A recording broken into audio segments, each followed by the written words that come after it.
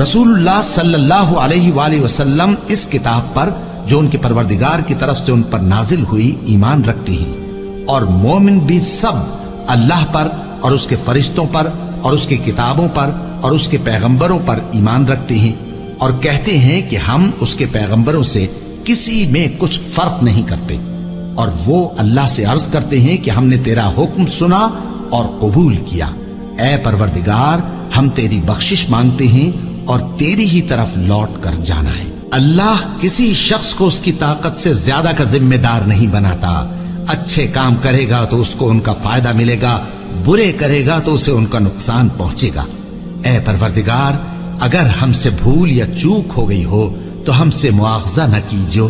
اے پروردگار ہم پر ایسا بوجھ نہ ڈالیو جیسا تو نے ہم سے پہلے لوگوں پر ڈالا تھا، اے پروردگار جتنا بوجھ اٹھانے کی ہم میں طاقت نہیں اتنا بوجھ ہم پر نہ رکھیو، اور اے پروردگار ہمارے گناہوں سے درگزر کر اور ہمیں بخش دے اور ہم پر رحم فرما، تو ہی ہمارا مددگار ہے، سو ہم کو کافروں پر غالب کر۔